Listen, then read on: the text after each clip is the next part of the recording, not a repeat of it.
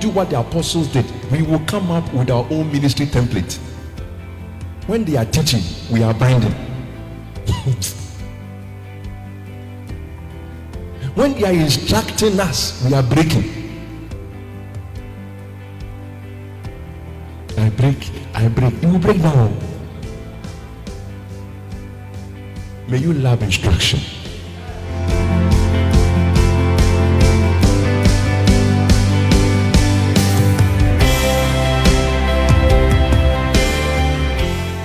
Once physiological virginity may be lost through abuse and other factors, but her moral virginity could be intact in the sight of God.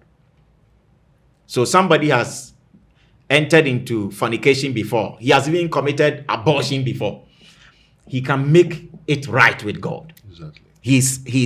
She or he is welcome into God's fold for a new life. 1 Corinthians chapter 6:9 talks about that. Such were some of you. Yes.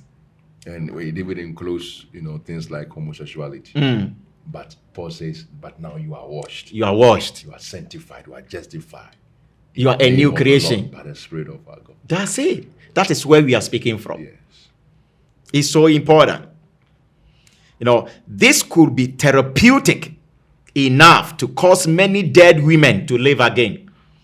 So if you ask me, what should the church do in all that? And that's what I'm showing. That if the church goes this way, it will be therapeutic for many that have been bruised. It is instructive to state that the church is a supernatural fishing boat carrying supernatural fishermen looking for dead fish to make them live again. Those who are hurting because of sexual abuse need to realize and believe that what others have ruined, God and time can put it back together. Man of God. Yeah. What a statement. Anybody that has been abused, either through homosexuality, masturbation, lesbianism, fornication, rape, and whatever it is, should come to terms of this, that what others have destroyed or ruined, God and time can put it back together. What an assurance. The next thing is pastoral care and counseling. And I discuss all of them in the book. Pastoral care and counseling will go a long way to assuring them that God is on their side and the church too is on their side and are ready to walk through the pain with them. See, this is what the church should do. It's not to hurriedly organize marriage ceremony for gays. And give an endorsement. You are actually causing many people to get hurt by that. That is what some of our Western brothers are doing. It's like they are giving up. They think that this is a worst case scenario. So let's just cut leaves and put it on it, like we say in Akan. No. God has shown us what to do. Pastoral care and counseling. How did Mary Magdalene become a disciple of Christ? She was a prostitute. Jesus picked her. A woman of Samaria, and washed her with the word. And she became an asset to carrying the gospel everywhere. That is what we are supposed to do. We should not give up and say we are overwhelmed by this sexual revolution. Yeah. And therefore the church should begin to organize marriage ceremony for them. No. The power is on the side of the gospel. Yes. Not on that side. On that side. Yeah. These people are hurting already. Let us give them the healing. Organizing marriage ceremony for gays will not give them the healing. It's actually taking them to hell and destroying their lives. So serious. It's like, do you know what I'm seeing? It's like somebody brings you are serving communion in church. Then he has brought his own communion, but this is poison. But bless it. Bless it for me and let me to take drink it. and die. I mean, in your conscience, will you do that? We won't do it. Yeah. Even the law, the state law will come after you. That's right. But there is sometimes the church is in bed with the state to lead people in this promiscuous way. That's right. So as for the church, we cannot continue. We cannot endorse this. So those who have done that already must repent, retrace their steps. They must say that we did what we didn't know. And help the people. Yeah.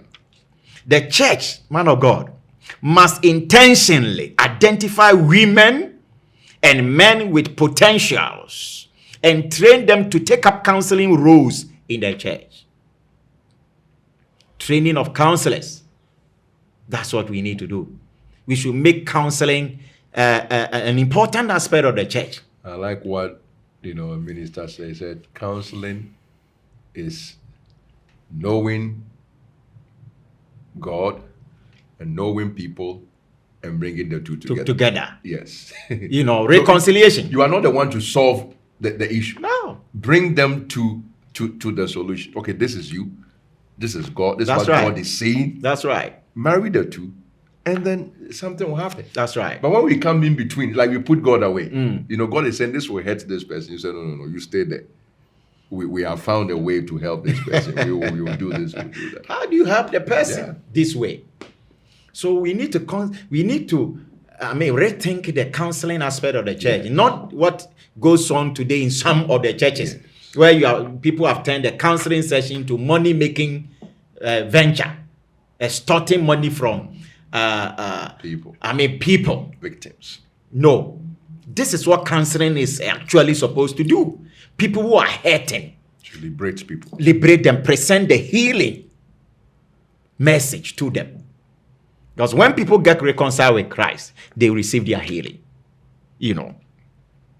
Now, I said that this will pave a way for abused people, especially women. In this case, I was discussing women. So I say women in the church to open up to their fellow on their heads so that the available healing or therapy will be administered to them.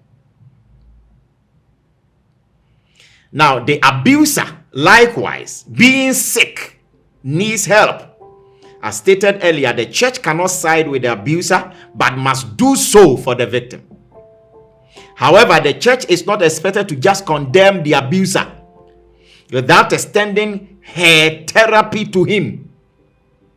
It would also be considered injustice if the church withhold her help towards the abuser.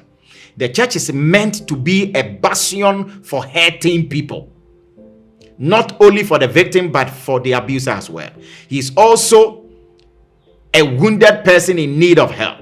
Without an astute understanding of his needs and the issues behind his violence, the congregation is more likely to harm him by enabling him to continue violence than to help him by holding him accountable for his behavior.